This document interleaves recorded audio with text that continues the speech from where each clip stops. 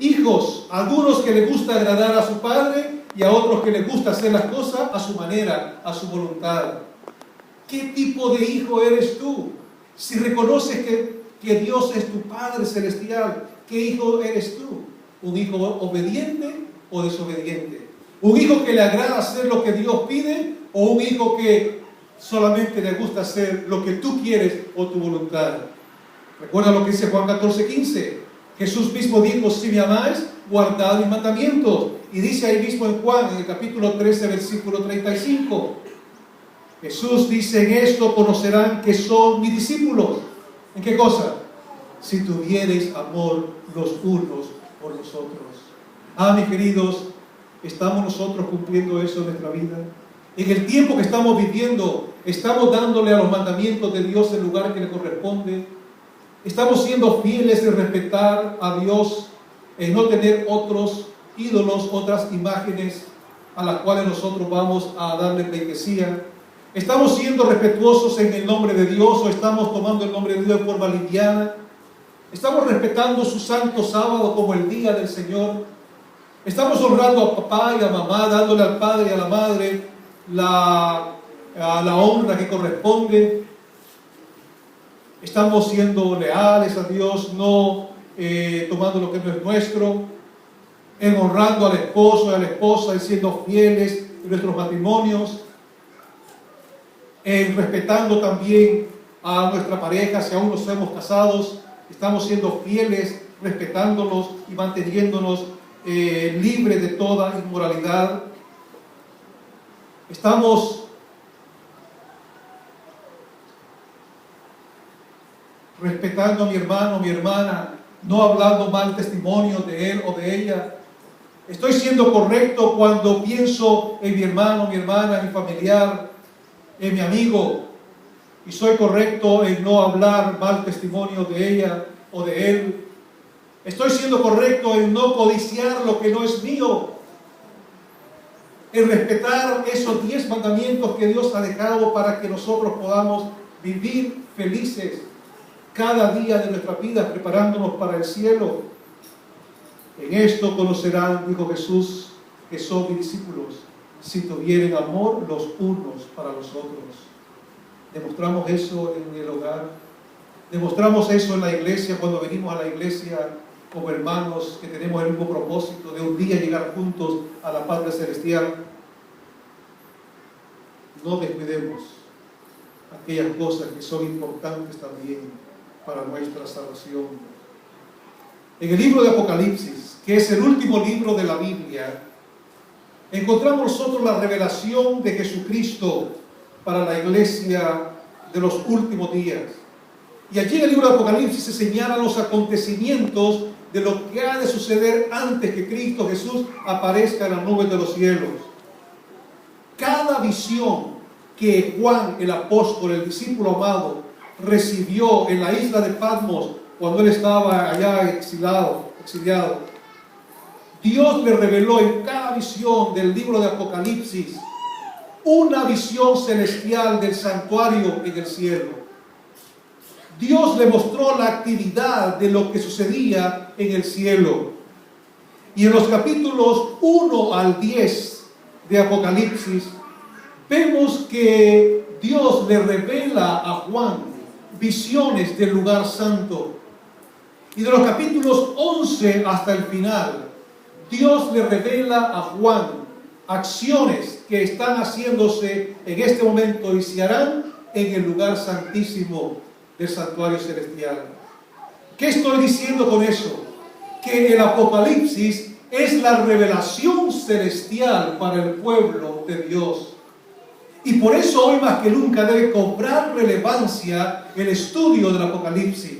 Si pretendemos conocer los tiempos, si pretendemos estar preparados a hacer las cosas necesarias que son importantes para nuestra salvación, es necesario entender y comprender el Apocalipsis. El Apocalipsis une la apertura del lugar santísimo del santuario celestial con los acontecimientos del tiempo del fin. Pero por supuesto, para entender lo que está sucediendo, el plan de Dios en el santuario celestial, es importante que entendamos como hijos e hijas de Dios lo que era el ministerio del sumo sacerdote en el santuario terrenal. Y por eso esta mañana he traído acá estos objetos que nos harán recordar lo que era el santuario terrenal. ¿Cuántas partes tenía el santuario acá en la tierra? ¿Ah? ¿Cuántas partes? 3. Muy bien. ¿Cuál era la primera parte? El atrio. La segunda parte, el atrio, estaría comprendido en todo lo que es alrededor de la carpa. Luego había otro compartimiento. ¿Cuál era? El lugar santo. Y el tercer compartimiento, ¿cuál era? El lugar santísimo. Alrededor del tabernáculo del santuario estaban las 12 tribus de Israel. Habían 4 al norte, 4 al sur, 4 al este y 4 al oriente. Cada vez que ellos se levantaban, ellos salían de la tienda, de la carpa, de la casita de ellos, donde vivían, y lo primero que miraban era ¿qué? El santuario. Estaba al centro del campamento, a más o menos 4 metros de altura. Así que podía ser visto ya como un símbolo que toda la actividad del pueblo de Israel debería girar en torno al santuario. Y aquí encontramos nosotros lo que Cristo ejemplificó, lo que Dios le dijo a Moisés: háganme un santuario y yo habitaré en medio de ustedes. Esa era la revelación que Dios daba para el pueblo de Israel en la antigüedad. Y todo se lo reveló a través del santuario. El primero estaba en el atrio el altar del sacrificio, donde eran sacrificados los corderos cada día. En la mañana y en la tarde el sacerdote hacía lo que se llamaba el continuo. Uno al amanecer, otro al atardecer, por todo el pueblo de Israel. ¿Esos eran los dos únicos sacrificios que se hacían durante el día, sí o no? ¿Ah? No. ¿Por qué? Porque durante el día llegaban los pecadores. Recuerden, estudiamos eso del trimestre pasado, que iban, ¿verdad?, reconociendo sus pecados que habían hecho por omisión o sin esa fuerza de querer cometer ese pecado. Iban entonces llevando su corderito y ellos mismos lo sacrificaban. Y luego el sacerdote lo ponía en el altar. Así que durante todo el día pasaban acá haciendo, ¿verdad?, sacrificio en el altar. Aquí se sacrificaba la ofrenda, el cordero, o la ofrenda que representaba ¿a quién? A Cristo, la cruz de Cristo, donde un día iba a ser crucificado el Cordero de Dios que quita el pecado del mundo. Después tenemos allí en el atrio la fuente del agua, o el lavacro, que representaba también a Cristo. Cristo dijo: yo soy el agua de vida, yo soy el agua de vida. Cristo también está representado aquí, y acá el sacerdote lavaba sus manos antes de ingresar al lugar santo. Y en el lugar santo tenemos nosotros 3 muebles. Está en primer lugar al lado derecho que la mesa de los panes de la proposición. Aquí habían 12 panes. ¿Qué representaban los 12 panes? Las 12 tribus de Israel. ¿Cada cuánto eran cambiados esos panes? ¿Ah? Cada semana. Esos panes eran frescos cada semana. ¿Quiénes eran los únicos que podían tomar ese pan? ¿Ah? Los sacerdotes. Y tenemos acá el candelabro, opposite, al lado opuesto, digamos acá al lado izquierdo de acá mío, estaba el candelabro. ¿Quién dijo que es el pan de vida? Jesús es el pan de vida, así que estaba Cristo representado acá. Y aquí, ¿cuál es el propósito del candelabro de 7 brazos? Que hubiese luz permanente. ¿Y quién es la luz? Cristo. Jesús dijo: yo soy la luz del mundo. Y el aceite que era colocado allí para que mantuviese permanentemente la luz, ¿qué representa?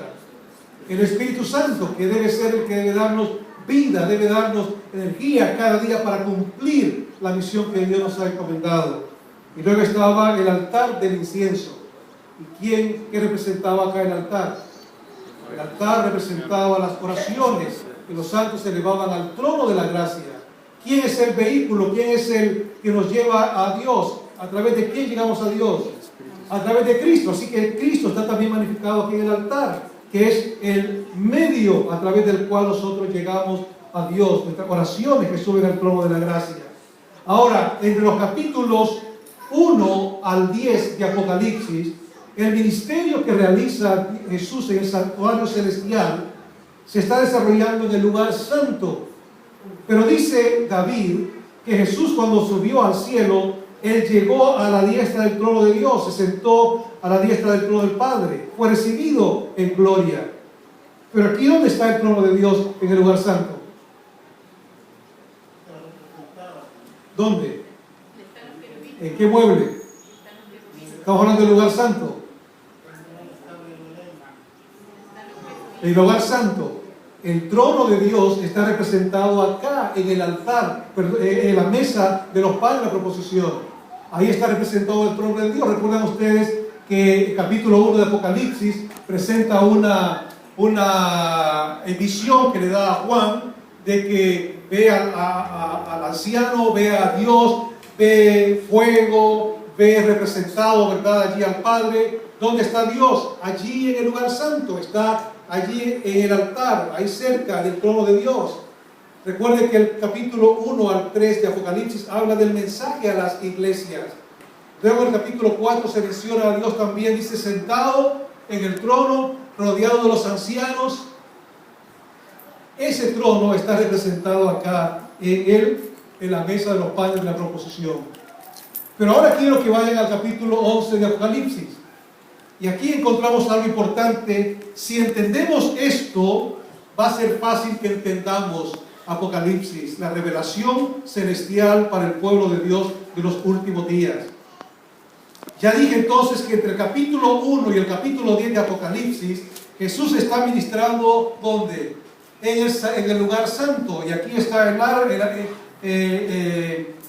trono de Dios representado en la mesa. ¿Recuerdan ustedes cómo el hermano Lascano nos explicó bien eso cuando explicó Apocalipsis, el santuario? Cómo el trono de Dios estaba allí en la mesa de los panes de la proposición. Y si no, vean otra vez ese tema del trono de Dios en el santuario, en el lugar santo. El hermano Lascano, repásenlo, él lo explica de una forma muy bonita allí. Pero no lo vamos a detener en eso. ¿Qué dice Apocalipsis 11, 19? Apocalipsis 11, 19 dice lo siguiente. Y el templo de Dios, ¿qué dice? Fue abierto en el cielo, y el arca de su pacto se veía ¿dónde? En el templo. Y hubo relámpagos, voces, truenos, un terremoto y grande granizo. ¿Saben ustedes que hubo un momento en el cual hubo cierta confusión entre los cristianos? Allá por los inicios de 1830, 1850, hubo un gran movimiento en Estados Unidos de Norteamérica. Diferentes cristianos de diferentes denominaciones anunciaron que Cristo Jesús venía. Y la base que tenían ellos estaba en Daniel 8:14, que hasta 2300 tardes y mañanas el santuario sería purificado. Y ellos consideraron que el cumplimiento de esa profecía era que Jesús iba a venir a esta tierra, que era el santuario, para purificar la tierra y traer su reino. Pero, como hemos estudiado otras veces, y ustedes lo saben muy bien, llegó el 22 de octubre de 1844, que era el día de la expiación de ese año, y Jesús no vino. Así que estos hermanos comenzaron a decir, bueno, ¿en qué fallamos? ¿Qué pasó?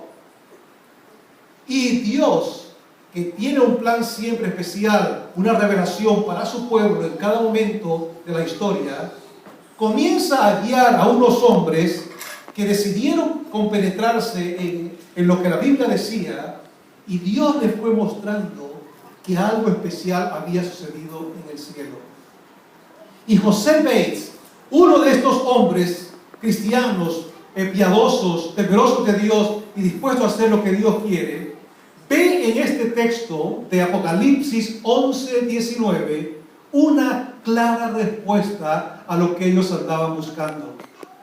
Y entonces, si ellos habían estado preocupados y conocedores de lo que era el santuario terrenal, ellos sabían lo que sucedía acá en el santuario terrenal. Ahora, él ve en Apocalipsis 11:19 que en el cielo también hay un templo y que ese templo, dice, fue abierto y el arca de su pacto se veía en el templo y hubo relámpagos, voces, trueno, terremoto y grande granizo.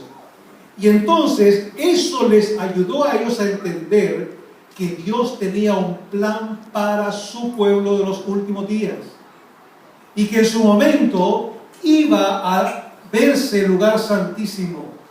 Y ahora ven ellos que después de esos 10 capítulos de Apocalipsis que nos habla acerca de lo que Dios está haciendo en el lugar santo, ahora comienza una nueva etapa que tiene relevancia para el pueblo de Dios. Y presten atención que en los últimos minutos de esta mañana, de este mensaje, vamos a presentar algo que es de mucha importancia para el pueblo de Dios. ¿Qué es lo que vio? Dice Juan. Dice que vio el templo, está en el templo celestial. Este templo es una sombra de lo que hay en el templo celestial. Ya explicamos. Pero ahora dice, ve que se abre el templo. ¿Y qué mira? ¿Qué mira Juan? El arca. ¿Y el arca dónde estaba? En el lugar santísimo. Así que ahora el templo se abre. Ahora comienza algo nuevo en el lugar santísimo.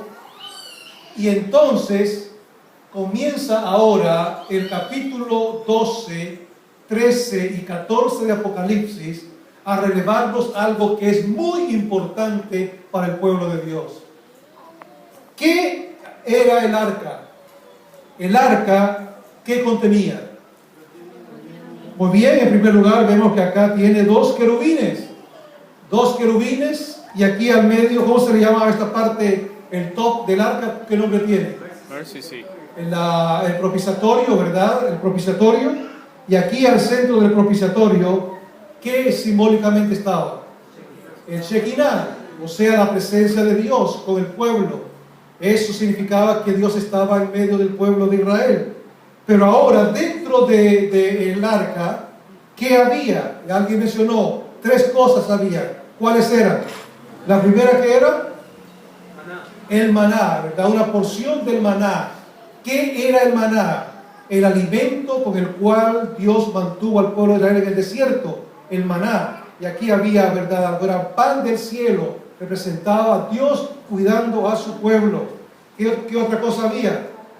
Estaba la vara de Aarón que floreció en el desierto.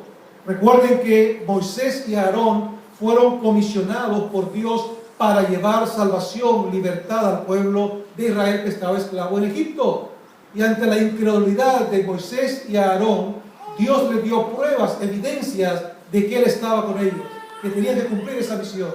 Y por eso entonces recuerda esa vara que floreció como un testimonio de que Dios estaba guiándoles a ellos. ¿Y qué más había allí? Estaban las 2 tablas de los 10 mandamientos. La pregunta es, ¿qué cosa era lo más importante que estaba aquí en el arca? ¿El pan, la vara o los mandamientos? Vamos a ver qué dice Deuteronomios, capítulo 10, versículo 5. Para poder entender mejor esto, Deuteronomios, capítulo 10, versículo 5, nos dice lo siguiente. Y volví y descendí del monte y puse las tablas en el arca que había hecho, y ahí están como Jehová me mandó. Para Moisés, lo más importante que había en el arca, ¿qué cosa era? Los 10 mandamientos. Era lo que Dios había hecho, lo que había dado, y Dios lo había hecho con su propio dedo. Y por eso era algo especial, algo relevante. Y entonces dice que Moisés colocó esas 2 tablas escritas con el dedo de Dios dentro del arca. Así que en este momento, mis queridos, Juan ve en visión que el templo se abre, que se mira el arca, y entonces ahora el ángel está diciendo, algo importante tiene que suceder en este momento. Presten atención. Y entonces el capítulo 12 de Apocalipsis, ¿qué pasa en el capítulo 12? En el capítulo 12 aparece entonces la mujer vestida de sol. La mujer pura, sin mancha, que representa ¿a quién? La iglesia. Pero también el capítulo 12 de Apocalipsis dice que esa iglesia, esa mujer que daría a luz un hijo. ¿Y quién es ese hijo? ¿Ah? ¿Quién es ese hijo? Jesús, Cristo, iba a ser perseguido. Y entonces dice que el dragón, Satanás, se iba a llenar de ira contra ese hijo, que lo iba a perseguir y tratar de destruir. Pero como no lo pudo destruir, ¿qué iba a hacer el dragón, Satanás? Versículo 17 del capítulo 12. Vayan a Apocalipsis 12, 17. Dice, entonces el dragón se llenó de ira contra la mujer y se fue a hacer guerra ¿contra quién? Contra el resto de la descendencia de ella. ¿Quiénes son ese resto? Los que guardan los mandamientos de Dios y tienen ¿qué cosa?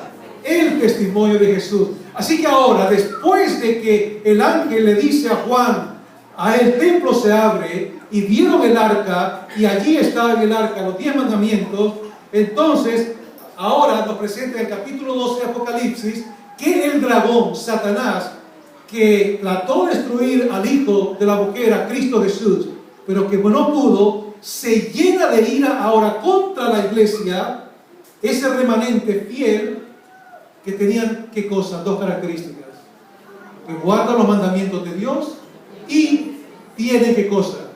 El testimonio de Jesús. ¿Cuál es el testimonio de Jesús?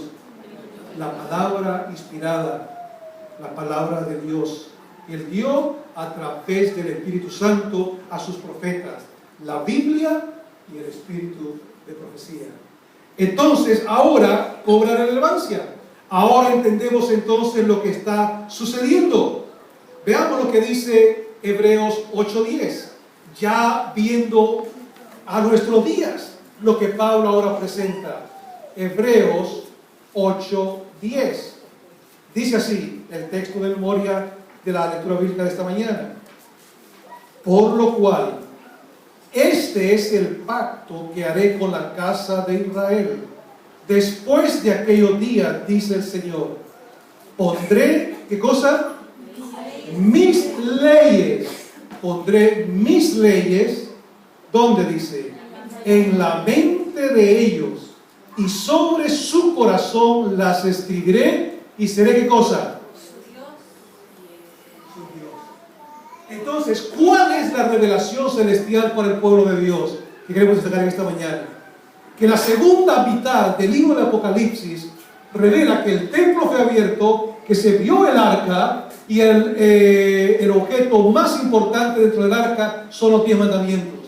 Y ahora el capítulo 12 me dice que el dragón se llenó de ira contra el pueblo de Dios, que guardan los mandamientos y tienen el testimonio de Jesús. Y ahora me dice el apóstol Pablo en Hebreos 8:10 que antes que Cristo Jesús venga en los postreros días, dice que Dios quiere poner sus mandamientos ¿dónde? En nuestra mente y en nuestro corazón. ¿Qué significa eso? Dios quiere que sus mandamientos cobren para el pueblo de Dios antes que Cristo Jesús venga la relevancia que deben tener. Porque allí está mostrado el carácter de Dios, su amor por sobre todas las cosas.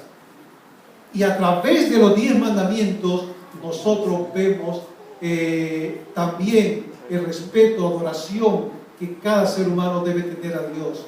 Por eso Satanás se llena de ira contra la iglesia, porque sabe que le queda poco tiempo. Y porque sabe que hoy más que nunca el pueblo de Dios tiene que representar a Cristo dignamente a través de la observancia de los mandamientos de Dios. ¿Se dan cuenta por qué es importante que en nuestro diario vivir nos preocupemos también por cumplir los santos mandamientos de Dios? Porque es contra los que guardan los mandamientos de Dios que Satanás, el dragón, se va a llenar de ira. Y por eso decía al principio, es importante que conozcamos el tiempo de la profecía. Es importante que nos alegremos por lo que está sucediendo a nuestro alrededor, que implica el cumplimiento de la profecía bíblica. Pero es más importante que nuestro carácter esté reflejando el carácter de Dios. Porque finalmente es lo único que llevaremos nosotros a la tierra, al cielo, si queremos ser salvos.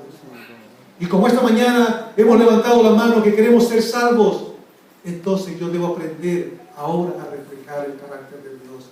Y el carácter de Dios se va reflejando mientras nosotros en el diario vivir aprendemos a respetar a Dios por sobre todas las cosas. Aprendemos a no tener otros dioses delante de nosotros. Aprendemos a respetar el nombre de Dios. Y aprendemos también a guardar su santo sábado. El capítulo 13 de Apocalipsis revela que el dragón, Satanás, va a usar dos poderes hoy en día. ¿Para qué? Para perseguir a los hijos de Dios. Para establecer leyes, para establecer edictos que van a marcar a quién tú vas a adorar. Pues al fin y al cabo, mi hermano, este conflicto se define por la adoración. ¿A quién tú vas a rendirle adoración? Los 10 mandamientos cobran relevancia porque en el tiempo del fin marcarán una diferencia entre los verdaderos adoradores y los falsos adoradores. Habrá un conflicto, dice la Escritura, principalmente que involucrará un mandamiento. Recuerda lo que dice el libro profético paralelo a Apocalipsis, Daniel 7:25, que habrá un poder religioso que cambiará los tiempos y la ley. Y en Apocalipsis capítulo 13, ese poder religioso dice que vuelve a cobrar hegemonía. Y va no solamente a cambiar los tiempos y la ley, sino que va a dar un decreto. Y a los que reciban en su frente o en su mano ese decreto, esa marca, son los únicos que podrán comprar y vender. Podemos leerlo eso en el capítulo 13 de Apocalipsis. Y vemos también cómo ese otro poder que aparece ahí representado en Apocalipsis, un poder político representado por los Estados Unidos de Norteamérica, se unirá para también ejercer poder y tratar de desviar la adoración al Dios verdadero a los hombres. Por eso hay un mensaje para hoy. El libro de Apocalipsis, mis queridos hermanos, describe dos grupos de personas en el tiempo del fin. Uno que guarda los mandamientos de Dios y tiene la fe de Jesús, y el otro que recibe la marca de la bestia en su frente y en su mano. Esto se conoce en el mundo cristiano como la teología del gran conflicto. ¿A quién nosotros vamos a adorar? ¿A Dios o a Satanás? ¿A quién vamos a servir? ¿Al Hijo de la Mujer, Cristo Jesús? ¿O al dragón que fue a atacar a Satanás, a la iglesia, y que persigue a los que guardan los mandamientos y tienen la fe de Jesús? Mi querido, vuelvo a insistir. Cuando Dios le mostró a Juan que viera el templo, que se abría el templo en el santuario celestial y le señaló el arca, es porque Él estaba diciendo, allí hay algo importante que quiero que el pueblo de Dios recuerde. Que los mandamientos de Dios implican obediencia. Si me amáis, guardad mis mandamientos. Pero hay algo más. Hay algo más que ahí está en medio de los mandamientos de Dios. El ser humano, el verdadero pueblo de Dios, mostrará su lealtad a Dios observando el santo sábado. Porque el sábado, en los últimos días, va a ser la señal que va a marcar la diferencia entre los verdaderos adoradores y los falsos adoradores. Porque el dragón, Satanás, con sus poderes humanos, va a tratar de imponer la adoración en el día domingo. Pero el remanente de Dios, el resto de la descendencia de ella, dice, será fiel a los mandamientos de Dios, incluyendo el cuarto mandamiento, que es el sello de Dios, que es el carácter de Dios, que es el Espíritu Santo guiando al ser humano para cumplir el plan de Dios para los últimos días. Por eso Pablo escribió que en los postreros días el Señor quiere poner sus leyes, ¿dónde? Sus mandamientos, ¿dónde? En su mente, en tu corazón, porque esto es lo que gobierna tu vida. ¿A quién vas a adorar? ¿A quién vas a servir? Mis queridos, recuerda, hay un texto muy importante que aparece en el Antiguo Testamento, que quiero recordarlo esta mañana. Isaías, capítulo 29 y versículo 13. Isaías 29, 13. Dice así, anótalo que es un texto muy importante. Dice pues el Señor, porque este pueblo se acerca a mí con su boca y con sus labios me honra, pero su corazón está lejos de mí y su temor de mí no es más que un mandamiento de hombres que les ha sido enseñado. Wow. Hermano, cuando yo leía eso me puse a temblar. ¿Por qué? Porque aquí hay una advertencia muy importante para el pueblo de Dios. El profeta Isaías dice, Dios pues el Señor, dice pues el Señor, porque este pueblo se acerca a mí con su boca y con sus labios me honra. Pero ¿qué dice? Su corazón, su mente, ¿dónde está?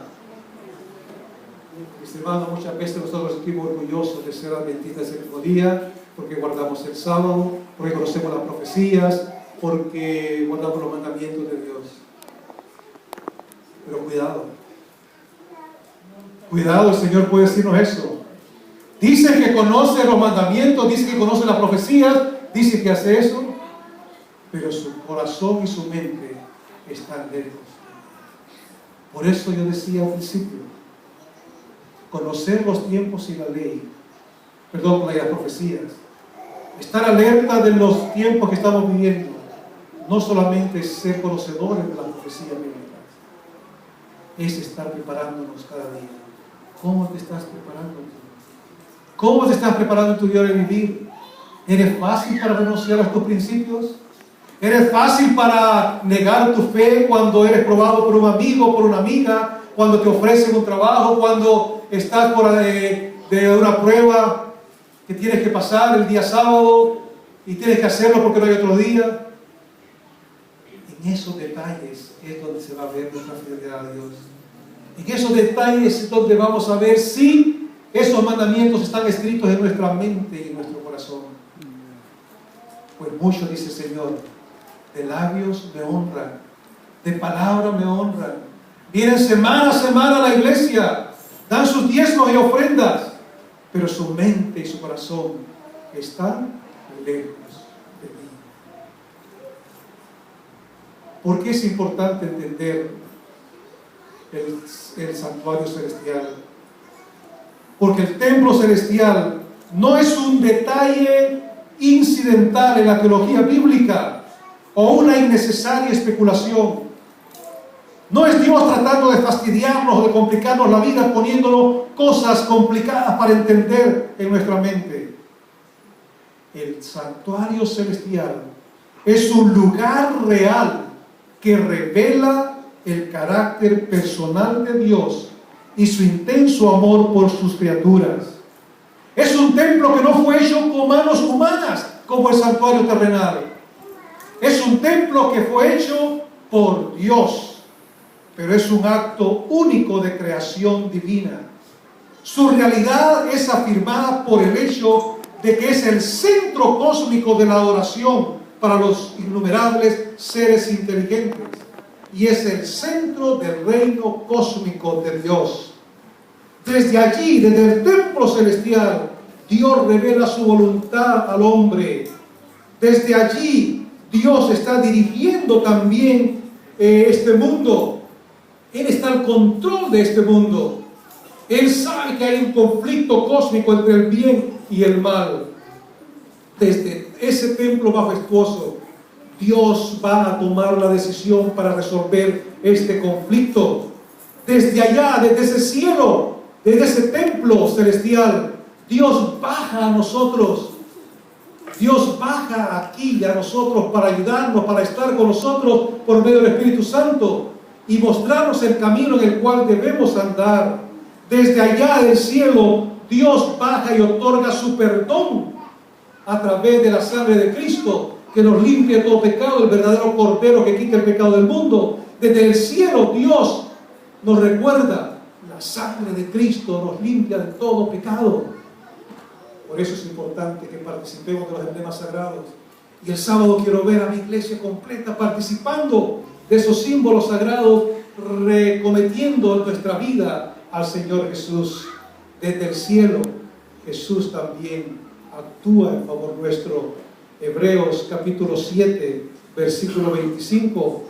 Ahí nos revela también algo importante el Señor que hace en el santuario celestial. Hebreos 7:25 nos dice: por lo cual puede también salvar, ¿cómo?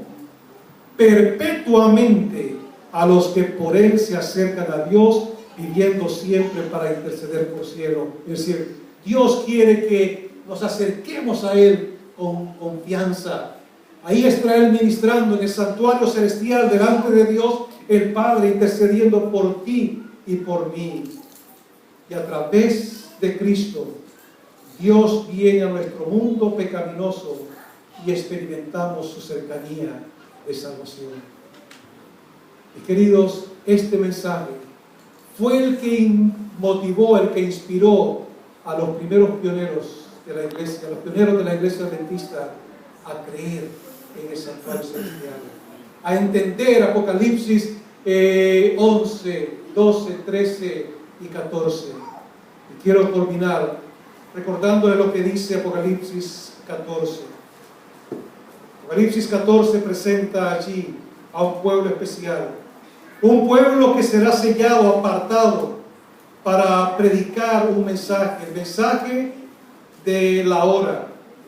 Por eso ahí encontramos en el capítulo 14 ese grupo especial de redimidos. Y a partir del versículo 6 dice que ese pueblo que sabe que el dragón se llenó de ira contra la mujer, que sabe que hay poderes humanos que el enemigo usará para falsificar la adoración a Dios y desviar la mente del verdadero pueblo de Dios, dice que habrá un pueblo que se levantará para decir, versículo 6, que la hora del juicio ha llegado, para predicar el evangelio eterno y recordar a aquel que hizo los cielos, la tierra, la mar y las fuentes de las aguas. En otras palabras, llevándonos nuevamente a los mandamientos, llevándonos al cuarto mandamiento, que nos hace recordar que Dios creó los cielos y la tierra. Por lo tanto, debemos guardar su santo sábado como el día del Señor. Un sábado que se convertirá en la señal verdadera de los hijos de Dios. Quiero concluir leyendo una cita que escribió la sierva de Dios en 7 de abril de 1847, 3 años después de el chasco. Escribió: el sábado pasado nos reunimos con los queridos hermanos y hermanas aquí. Pronto perdí el conocimiento de las cosas terrenas y quedé arrobado en una visión de la gloria de Dios. Después que hube notado la gloria del lugar santo, Jesús levantó el segundo velo y pasé al lugar santísimo. La sierva de Dios fue mostrada, fue llevada en visión, así como lo fue Juan cuando el Señor le reveló el Apocalipsis. Y sigue diciendo: en él vi un arca. Dentro del arca estaban las tablas de piedras. Abriólas Jesús y vi en ellas los 10 mandamientos escritos por el dedo de Dios. En una tabla había 4 y en la otra 6. Los 4 de la primera brillaban más que todos, porque el sábado fue puesto aparte para que se lo guardase en honor del santo nombre de Dios. Vi que por ser Dios inmutable no habría cambiado el día de descanso. Vi que el santo sábado es y será el muro separador entre el verdadero Israel de Dios y los incrédulos. así como la institución más adecuada para unir los corazones de los queridos y esperanzados santos de Dios. Ella continuó señalando que la predicación fiel del sábado y su observancia llegaría a ser un mensaje poderoso, pero que al empezar el tiempo de angustia causaría persecución, hasta tal punto que todo el que no recibiera la marca de la bestia y de su imagen no podría comprar ni vender. Pero la visión, dice, termina en la persecución y la liberación en la segunda venida, al venir Jesús en una gran nube blanca. ¿Qué es lo que está haciendo la sierva de Dios aquí en Primeros Escritos, páginas 32 y 33, y en la página 19 y 20 de Una palabra para el pequeño pueblo, the little folk? Que si somos fieles en cumplir los mandamientos de Dios y respetar el santo sábado, un día veremos esa nube blanca. Y lo que está haciendo ella es recordando al pueblo lo que dice Apocalipsis 14:14. Dice así: miré, y he aquí una nube blanca, y sobre la nube uno sentado semejante al Hijo del Hombre, que tenía en la cabeza una corona de oro y en la mano una hoz aguda. ¿Qué ve la sierva de Dios? Ve el triunfo. Si hemos sido fieles, si el pueblo de Dios ha recibido esa revelación y la ha guardado, la ha seguido, un día veremos esa nube especial, esa nube blanca que aparecerá, y es Cristo Jesús viniendo con gran poder y gloria a esta tierra para recompensar a sus hijos fieles. La pregunta esta mañana es: ¿quieres ser fiel a Dios? ¿Quieres estar en ese grupo? Dios está al control de la historia de este mundo. Él sabe cuándo sucederán las cosas. Él conoce cómo y cuándo será el momento. Pero Él quiere que mientras ese día llega, mientras los acontecimientos suceden a nuestro alrededor, que tú y yo nos preparemos para que escribamos los mandamientos de Dios en la mente y en el corazón. Él quiere ponerlos allí para que obedezcamos fielmente, que formemos parte de ese grupo fiel que dice: aquí está la paciencia de los santos, los que guardan los mandamientos de Dios y tienen la fe de Jesús.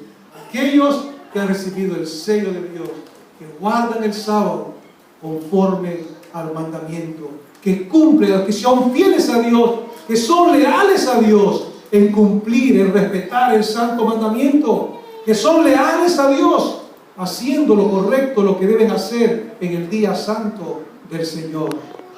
Y entonces en aquel día se oirá las palabras de Apocalipsis 21:3. Y oí una gran voz del cielo que decía: he aquí el tabernáculo de Dios con los hombres, y Él morará con ellos, y ellos serán su pueblo, y Dios mismo estará como su Dios. Apocalipsis 21:3. Dios quiere que estemos en su tabernáculo, en el cielo, el santuario celestial por la eternidad.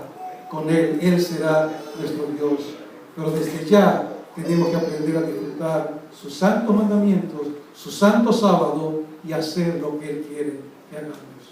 Mientras escuchamos este canto, pensemos en cuán importante es ser fiel y leal a nuestro Dios como parte de su pueblo escogido, de su pueblo especial.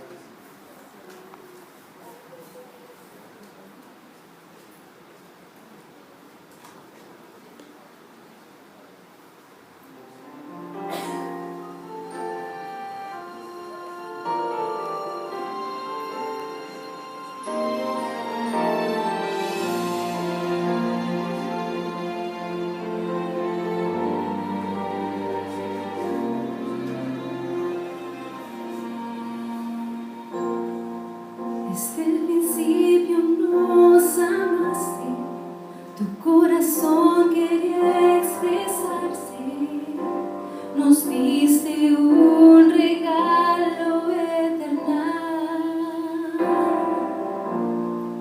Tan solo en 6 días hiciste el mundo y todo lo que existe, mas el séptimo fue especial.